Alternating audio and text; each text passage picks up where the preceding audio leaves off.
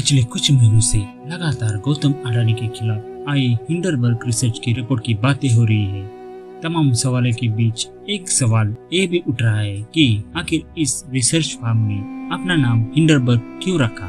दरअसल हिंडरबर्ग नाम की एक एयरशिप हुआ करती थी जो भयानक हादसे का शिकार हुई थी। उस हादसे में करीब 35 लोग मारे गए थे। इस एयरशिप को आसमान का टाइटैनिक भी कहा जाता था।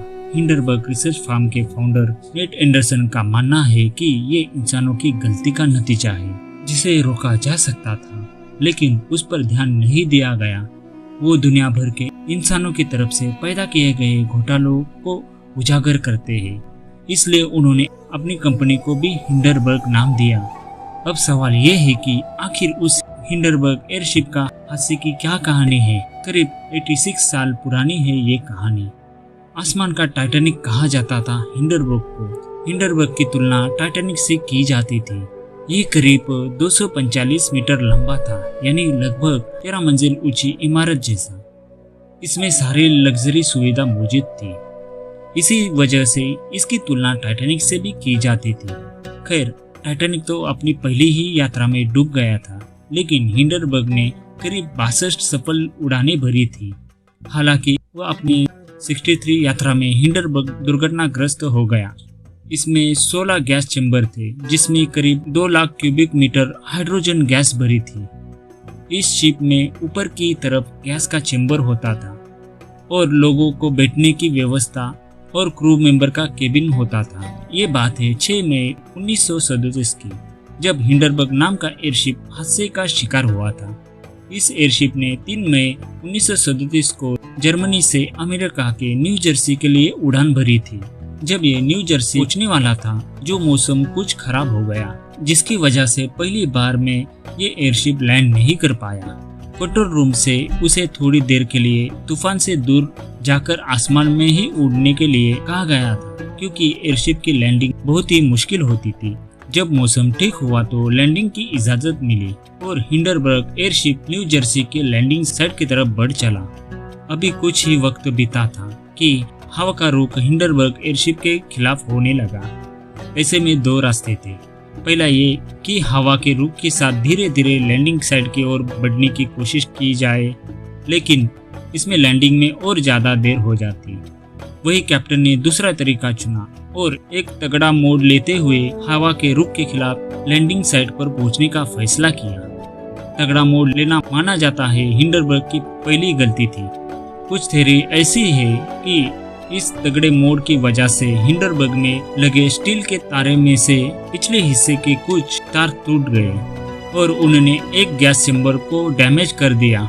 नतीजा ये हुआ कि उस गैस चैम्बर से गैस लीक होनी शुरू हो गई। लैंडिंग साइट के पास पहुंचने से कुछ देर पहले कैप्टन ने नोटिस किया कि एयरशिप का पिछला हिस्सा नीचे झुक रहा है, जबकि लैंडिंग के वक्त एयरशिप को बैलेंस रहना जरूरी होता है। ऐसे में बैलेंस करने के लिए कैप्टन की तरफ से करीब 3 बार पिछले हिस्से से पानी गिराने का आदेश दिया गया। बैलेंस करने के लिए कई सारे क्रू मेंबर को एयरशिप में आगे की तरफ आने को कहा गया, ताकि पिछला वजन कम होकर एयरशिप को बैलेंस किया जा सके। आखिरकार लैंडिंग का वक्त आ गया। एयरशिप की लैंडिंग के लिए उसमें से कुछ रस्सियां फेंकी जाती हैं, जिनकी मदद से एयरशिप को नीचे खींचा जाता है। हिंडरबर्ग एयरशिप लैंडिंग साइट के ऊपर पहुंचकर रुक गया और रस्सियां फेंकी गई। अभी क्रू मेंबर्स रस्सियों की मदद से एयरशिप को खींच ही रहे थे कि एयरशिप के पिछले हिस्से में अचानक आग लग गई। पूरे शिप में ढेर सारे ज्वलनशील हाइड्रोजन गैस भरी थी, जिसने एक झटके में आग पकड़ ली। महज 35-40 सेकंड में ही आसमान का टाइटैनिक कहा जाने वाला हिंडरबर्ग जलकर खाक हो गया। अचानक कैसे लगी आग? सवाल ये है कि आखिर आग लगी कैसे? इसके पीछे एक थ्योरी ने बताया जाता है कि जब एयरशिप आसमान में तूफान का सामना कर रहा था, उस वक्त आकाशीय बिजली से उसका भारी हिस्सा और अंदर का एल्यूमिनियम से बड़ा ढांचा इलेक्ट्रॉनिक चार्ज हो गया।